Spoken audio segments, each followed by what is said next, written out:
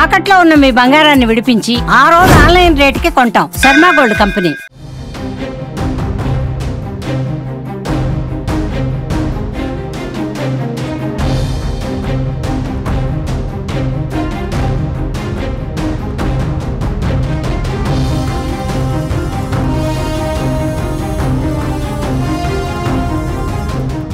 సింహాచలంలో తీవ్ర విషాదం చోటు చేసుకుంది. శ్రీ వరాహ లక్ష్మీ నరసింహస్వామి వారి ఆలయంలో గోడ కూలి 9 మంది భక్తులు చనిపోయారు. పలువురికి తీవ్ర గాయాలయ్యాయి. వారిని హుటాహుటిన ఆసుపత్రికి తరలించారు. అత్యవసర చికిత్స అందిస్తున్నారు. స్వామివారికి నిర్వహించే వార్షిక చందనోత్సవం వేడుకల సందర్భంగా భారీగా భక్తులు తరలిరాగా 300 రూపాయల టికెట్ కౌంటర్ దగ్గర గాలివానకు గోడ కూలి పెను ప్రమాదం జరిగింది. మృతుల సంఖ్య మరింత పెరిగే అవకాశం ఉంది.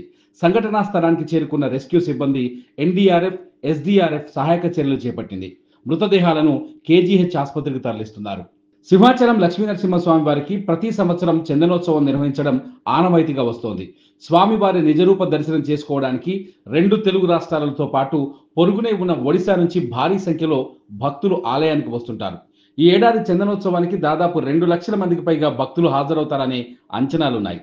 దీనికోసం ప్రభుత్వం ఏర్పాట్లు చేసింది. ఎండ తీవ్రతను దృష్టిలో పెట్టుకొని ఆలయ ప్రాంగణంలో షామియానాలు వేశారు. 300 రూపాయలు, 1000 రూపాయలు, 1500 రూపాయల టికెట్లు ఉన్న భక్తుల కోసం వేర్వేరుగా క్యూ లైన్లను ఏర్పాటు చేశారు. అయితే దురదృష్టం వెంటాడి 300 రూపాయల ప్రత్యేక దర్శనం క్యూ లైన్లో ప్రమాదం జరగడం విషాదాన్ని నింపింది.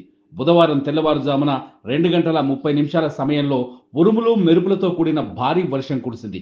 ఈ క్రమంలో గోడ కూలింది.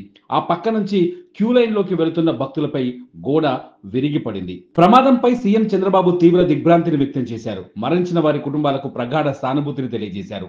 అక్కడి పరిస్థితిపై జిల్లా కలెక్టర్ ఎస్పీతో మాట్లాడారు. ఘటనకు గల కారణాలు, క్షేత్రస్థాయిలో అందుతున్న సాయం తదితర అంశాలపై అధికారులు ఆయనకు వివరించారు. తీసుకోవాల్సిన చర్యలపై సీఎం దిశానిర్దేశం చేశారు. గాయపడిన వారికి మెరుగైన చికిత్స అందించాలని ఆదేశించారు. సింహాచలంలో గోడ కూలిన ఘటనా స్థలంలో పరిస్థితిని సమీక్షిస్తున్నామని, సహాయక చర్యలను పర్యవేక్షిస్తున్నామని హోంమంత్రి అనిత తెలిపారు. సింహగిరి బస్టాండ్ నుంచి ఎగువకు వెళ్లే మార్గంలో షాపింగ్ కాంప్లెక్స్ వద్ద 300 రూపాయల టికెట్ క్యూ లైన్ సిమెంట్ గోడ కూలిందన్నారు. ఎన్డీఆర్ఎఫ్, ఎస్డీఆర్ఎఫ్, ఫైర్, పోలీస్ శాఖ సిబ్బంది నేతృత్వంలో క్షతగాత్రులను ఆసుపత్రికి తరలిస్తున్నామని చెబుతున్నారు. అలాగే జిల్లా కలెక్టర్, పోలీస్ కమిషనర్ దగ్గరుండి సహాయక చర్యలను పర్యవేక్షిస్తున్నారని వివరించారు.